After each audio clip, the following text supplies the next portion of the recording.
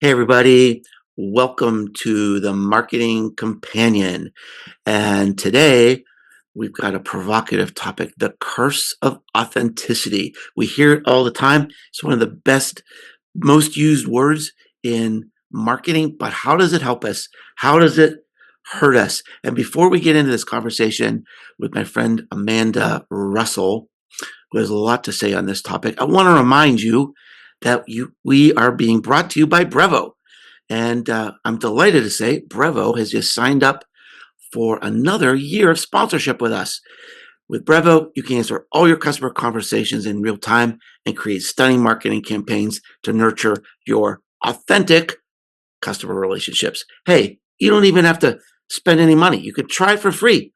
Go to brevo.com/marketing companion. And if you do sign up, be sure to use the promo code companion to save 50% on your first 3 months.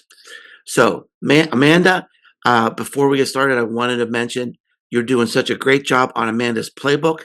I hope everybody goes to see it. It's her new video series, and she's got so many provocative topics going on there. She's creating an amazing community there, and your enthusiasm and passion is just bursting through on this show, and everybody should go see it. Thanks, Mark. This is one of the reasons that I like doing this show because we it's equally passionate about a lot of these subjects.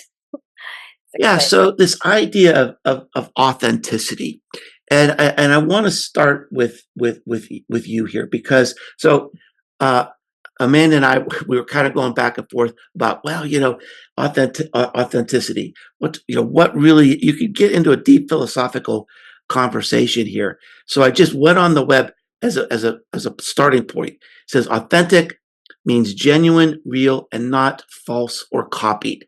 It refers to something that is true to its origin and not an imitation. Authentic things are often verified and have supporting evidence.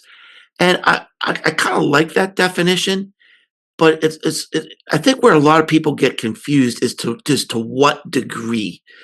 Like, what degree are you congruent and real and genuine? And when does it sort of like overflow into oversharing?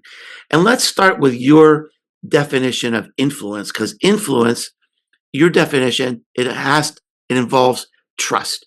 Influence goes nowhere without trust. So how is trust and authenticity linked in your mind? So it's a great question because that's how influence. It's such a like hard to just define word, and so is authenticity.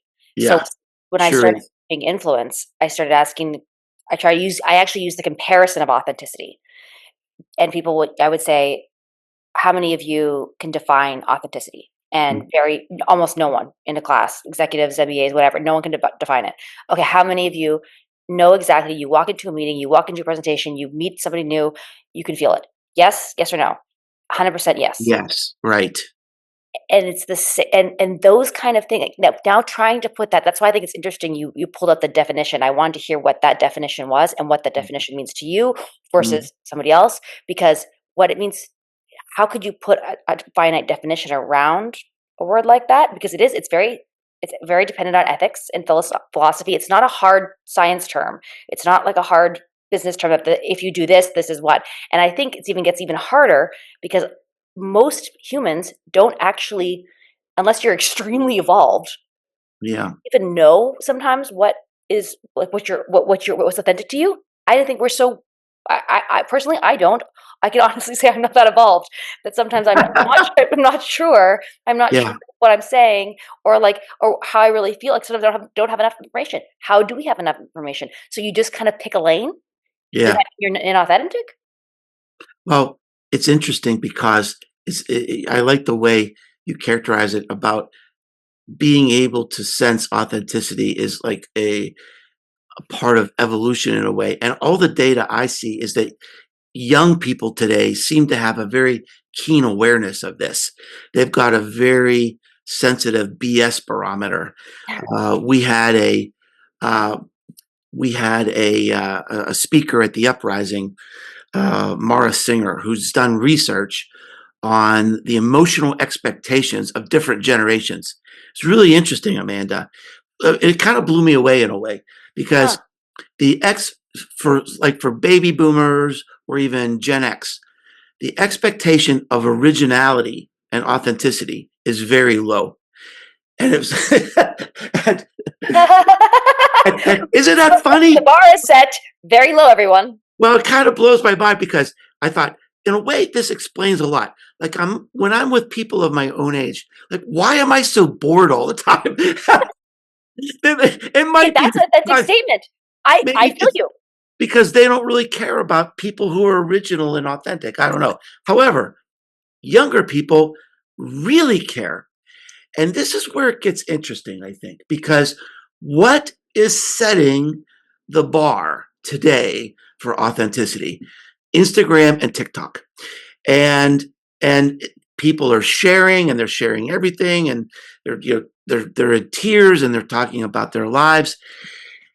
And this is kind of gets into this weird gray area where is that important? Is that valuable? How much should you share? And at the highest level of branding, everything you say and everything you don't say, and everything you do and everything you don't do becomes part of your brand. So all that stuff you're sharing becomes a part of who you are, no matter where you go in your life.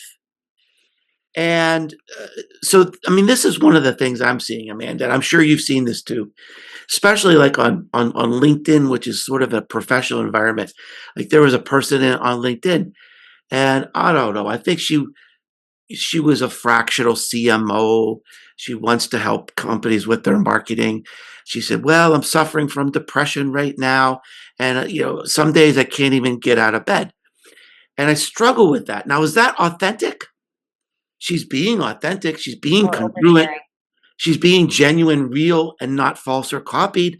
But all things being equal, I would rather hire a person that can get out of bed. So, Right. yeah. So where Well, where where do you draw the line? it's so fascinating because I just did an episode on this because it's been probably kind of I didn't really tie the two together until just now. This idea that especially when you talk about TikTok and you talk about like CMOs and CEOs on LinkedIn and just in general, they're developing their personal. There's a huge push for It's corporate it's and executives it's to getting be more personal on LinkedIn. extremely personal. I'm actually, well, as you know, there's courses on executive MBA courses on your personal brand if you're executive. And so what are they encouraging? They're encouraging being more vulnerable, and vulnerability and authenticity now means sharing personal stories. So they will even tell you like they when you read like these books and the trends on how to become more of a humanize your brand, humanize a big brand like PepsiCo.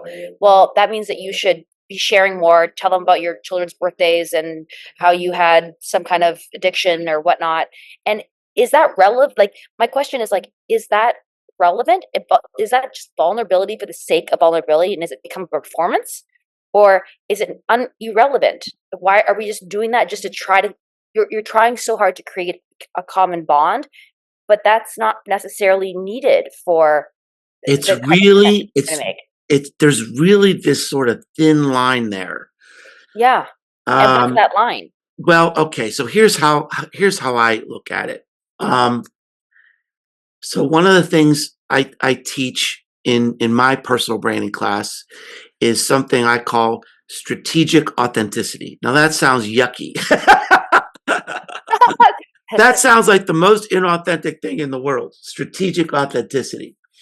But here's what I mean. I think that people deserve to see a little bit about you as a person and to shed the corporate shell and the corporate button down image and what do you believe in and what do you do and what are your values. If I want people to follow me and believe in me, then I think people deserve to know a little bit about what I'm about. And so I'm strategic about it. So about every 4 to 6 weeks, on Instagram, I will share a picture of me and my wife Huh. just to show I'm a happily married person and we're enjoying something together. I'll share pictures of me hiking or gardening, and I don't get much engagement when I show pictures of rocks or flowers, but that's part of me, and I'm not really going for engagement. It's the whole picture of me. Now I don't get into um, am I gassy today? I don't get into, oh, I just had a fight with one of my kids, because I think that kind of crosses the line. And it's that line, it might be different for everybody, but I think the idea is that this becomes part of your narrative. So whatever your line is, you need to be intentional about it and realize that it can sort of ignite you and create that trust, or you could say, geez, I'm not sure I want to work with this kind of person. Do you think that you necessarily, like, need to 'cause I there's different variations of showing yourself, Yeah, and we talk a lot about, well, you have to develop your story, your narrative, like, show people who you are, but could you not show people who you are? Like, different people, for different people, that feels different, and for some right. people, you can be extremely, extremely public without sharing anything of your personal life, Yeah, and and is that authentic?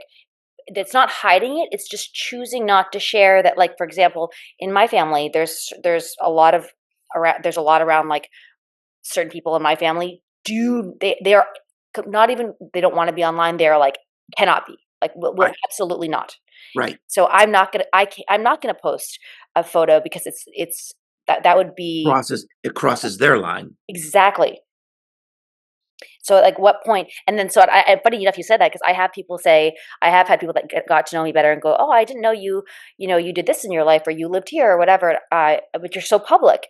And I'm like, "Yeah, very about certain things, but not about. There's certain things in my personal life. They're not Yeah, secret. They're just, I'm respecting the boundaries yeah, of and also, I also, it's also about controlling a narrative too, yeah, sometimes. yeah, Different chapters of my life, I'm like, "Oh, do I really want to," like, yeah, I choose to omit you. What you choose to omit also tells a yes. story. Let's dive into that a little bit, because, and I wonder how I've changed in this way, and I wonder if you've changed in this way, because the way I've changed is I never was vulnerable. I never shared anything. And I sort of had to learn how to be a little bit comfortable with that, and realize that when I was vulnerable, not in an oversharing way, but in a way that makes me human, that says, I had a disappointment or something went wrong, which is not necessarily oversharing, but it's just, and let me, my mind is turning a million miles an hour here. I'm Let me following. tell you why. This is another part of this strategic authenticity. A few years ago, I saw this study that showed the number one emotion people feel when they look at a Facebook feed is jealousy. And that's because we show the shiny red, our best, our best selves. And I didn't like that. I didn't I don't want people to feel jealous when they look at my life. I get to go to cool places. I work very hard to earn the right to do that. I meet really cool people like you. You and I have hung out. I'm sure people are jealous of that. Of Uh, course. but uh, sometimes I also show, hey, something bad happened. I had a disappointment, because I want people to see the fuller picture. I show pictures of myself, with my working in the yard or something, just to show you, I'm not dressed up all the time, or whatever. I think that's part of strategic authenticity as well. And I know you probably better than many people, and you are one of the most interesting people. And every time I have a conversation with you, it's like peeling an onion, and I think, oh my gosh, you did what? You know who? You did what? And but you haven't shared a lot of that. And last year at the uprising, you started sharing some of these things, and people's jaws were dropping in the room. Are you evolving in that way? Are you having more courage about that stuff?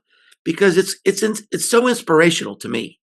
That's so interesting you say that because that was the first time, and that was actually the catalyst to me going back to starting my own little Amanda's Playbook show.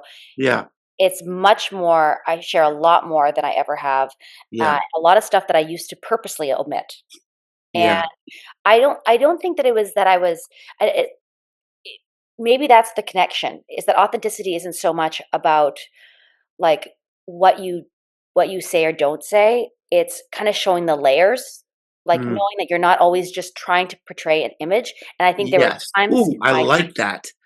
I like that. Yeah, and I think you're right, like, when I look back, especially because 'cause you're like, "Why don't you tell these?" And you've actually helped me tell the real story and me realizing like, "Oh, it was well," like, I was shocked at the well received. I was never sharing I never wanted to share to be, "Oh, here's my sob story, here's my yeah, story, look what I did." Um, and I also I have to be honest, Mark, like, I worked really, really hard. I left home very, very young, and my biggest fear was that I would prove everybody in my hometown right, that I wouldn't be able to make it on my own 2 feet, and mhm, I would not be able to make it in the US, and so I worked really, really hard to project an image of myself that was always looking like no matter what was going on, my life could be crumbling, and often was, and but you'd never know, and this is even before social media was really a thing, like, even when I was in university, Facebook had just come out, okay?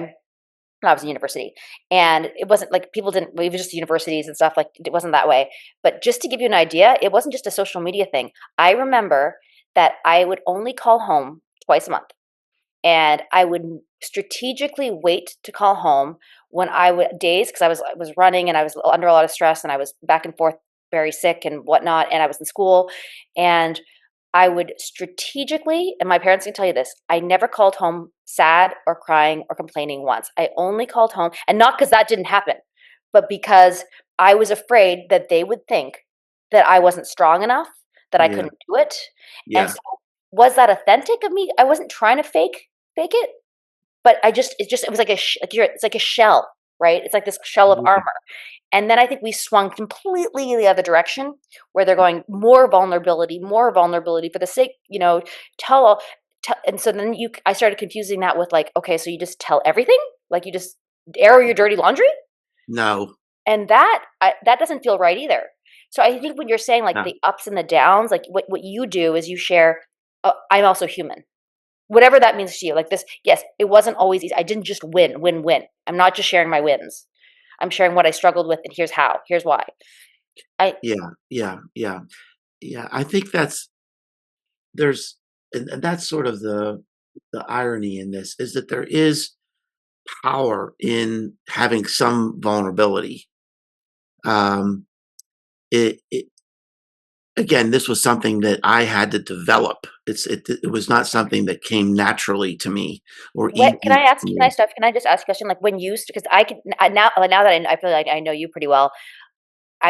The side before, like what much like way back, let's say when you were first starting, and you said Yeah, you were so comfortable sharing. What do you think? Like what evolved for you? That like what do you think now that you're like, you know what? I'm gonna like what encouraged you to be like I'm gonna show more of myself this way, or why is this yeah, important? yeah. I talked about this recently. It might have been on this podcast. I can't remember. So if I'm repeating this story because I just told this story recently. So there was actually a moment. Um, I grew up in a family where the lesson was big boys don't cry. Don't show your emotions. It's nobody's business. And it was so ingrained in me. If I felt like I was going to cry, I would get physically ill. I would leave the room to avoid showing people that I was emotional. And then I was in this training program, and this woman there was nowhere for me to go. We're sitting in this room and we're sitting in this circle, and this woman was crying and talking about her history as an abused woman, and she was crying, and people could tell something was wrong with me. And finally, she said, "Mark, what's going on with you?" And I said, I just want you to stop crying." And she said, "Why?" I said, it's just making me so upset." Uncom I'm able to connect this to my family of origin, where it would make me upset to see my mother cry, and that's a whole nother story.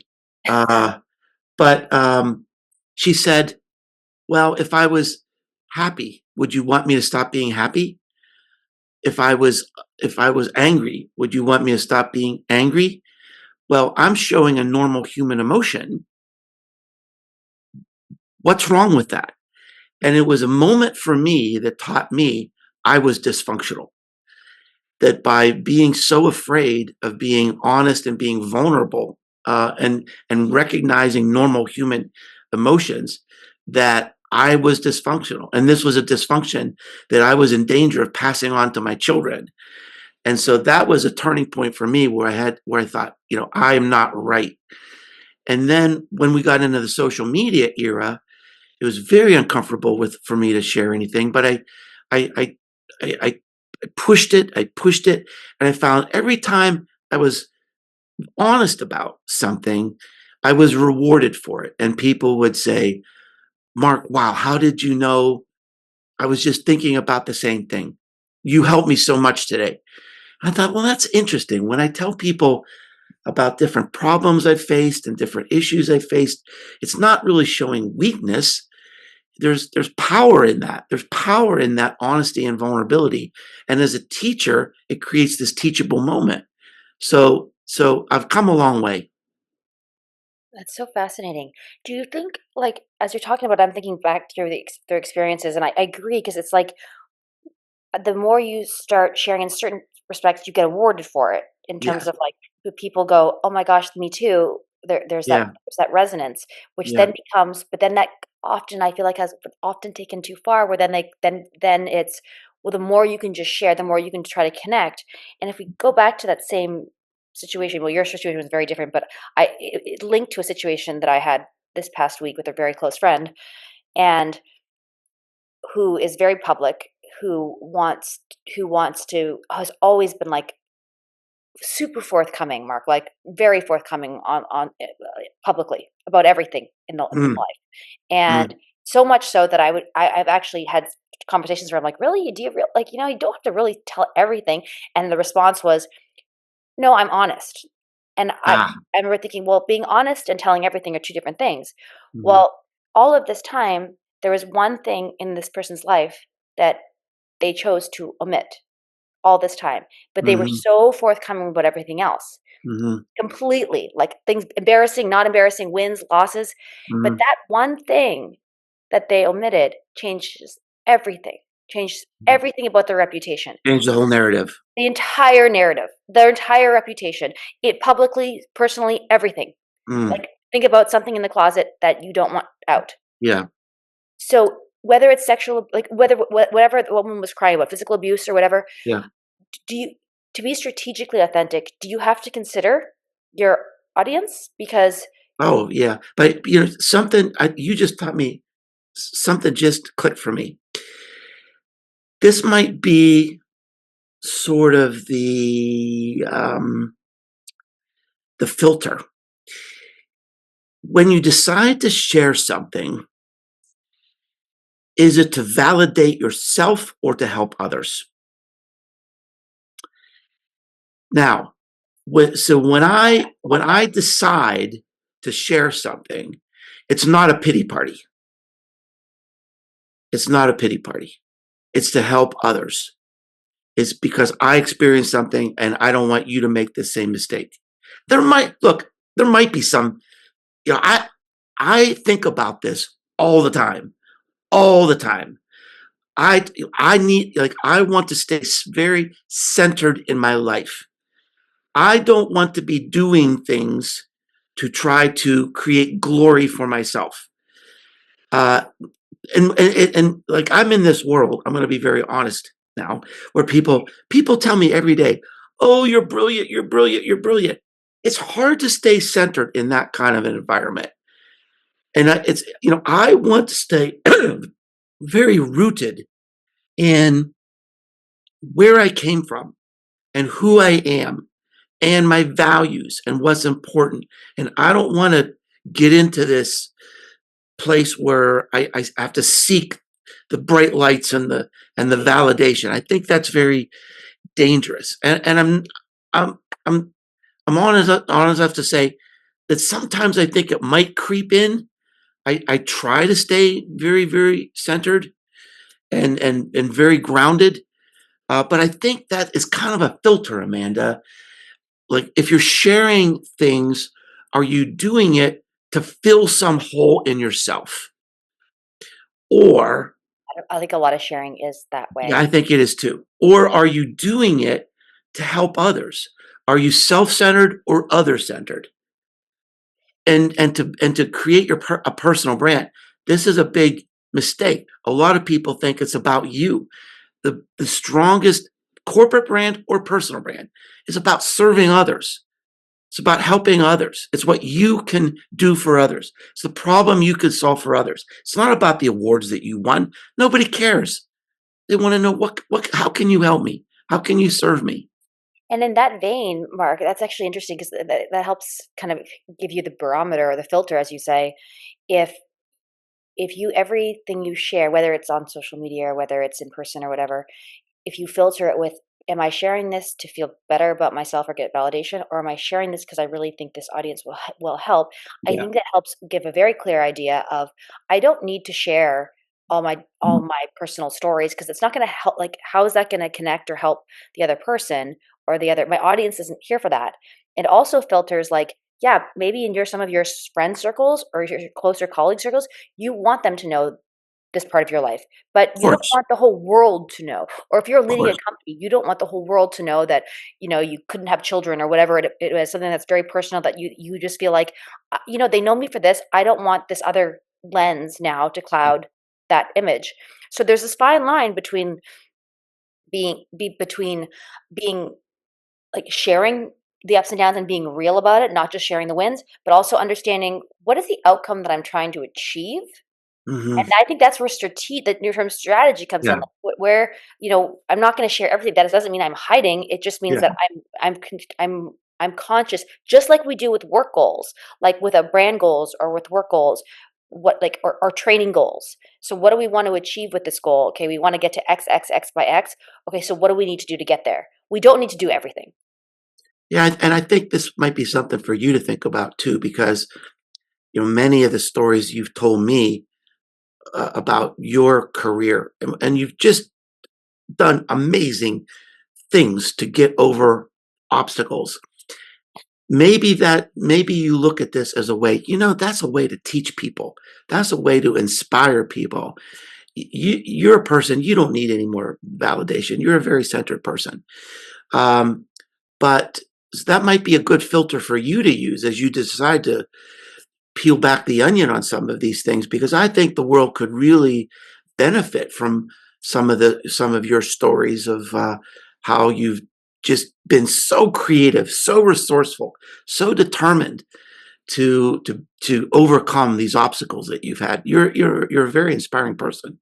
Well, thank you, Mark. I appreciate that coming from the source itself. Thank you. But I think I really don't think that a lot of this has come, like, the reason I did this, started a YouTube channel again, was actually my version. This is my biggest insecurity, being vulnerable. To me, this was the hardest thing, was to come back and do something that felt like 5 steps backwards. Yeah. Well, tell And us, but so a lot of people might not know why. So talk about why. well, I started in YouTube when I was very young, when YouTube was very, very new, and it was very and unrespected, and not even mainstream, really. And I didn't have any content, so I had been an athlete. I was doing, like, workouts, like, on at home workouts with no equipment. Yeah. And there I was. I had been like an Olympic level athlete. I was on a full track scholarship to the US. I had gotten a big consulting job in New York City, and yet I was going back to do. I learned about YouTube, and all of a sudden I'm starting a YouTube channel. And I think I've told you this many times. Like my parents thought they thought it was like the equivalent of like a mail-in bride or like porn or something. They were like, "You're getting paid to do internet videos and jumping jacks," and like, what the hell is going on? Yeah. And Well, you were an early it was an early, yes. I was one of the you first were early an early influencer. and then that You were became the first wave. You were the first wave of first wave. influencing. And That then doesn't, yeah, and then I mean, the reason why this is a risk for you because you've sort of shed that skin, right? And evolved and grown into lots of other things. And I noticed when you started that channel, you had comments on there saying, "Oh, what about the workout videos?" It's I like still get emails. you Yeah. still have the fans that say, "Oh, what about the workout videos?" And I like stick to your workouts. yeah, Some of yeah, them are harsh. yeah. But again, I think that can be part of your narrative to say because there are so many. Um, I don't know. Persona isn't the right word. Maybe it is the right word. There's been so many ways that you've people have tried to define you that you've had to bust through those characterizations, those personas. And this is another one where people still expect you to be in your workout gear. And Uh, vice versa on the other side, was a big risk, which I think was probably the thing that scared me the most, was that I had felt like I had worked so hard to come away from that, and right. to go back and do that felt So like so you that would make a great episode. that's It to go would. back. I mean, who else can talk about that? But it is a trip, I will say, because Yeah. one of the and I will make I want to do a case on this someday, write a story about this, going back to this, because I think it's one of the fundamental problems in higher education, in a lot of in a lot it just in a lot of when you get to a certain level of your career, whether that's all relative, right? For everybody, that Yeah. whatever that level is, but of not wanting to go back to look like you've done anything, not wanting to try something and fail. And I realized that I was like teaching this stuff now, but I hadn't done it in many years. And Hmm. it's a very different world now than it was even a couple of years ago, let Yeah. alone like when I started. And Yeah. I knew that I was like, you know what? I actually don't know how to do it right now.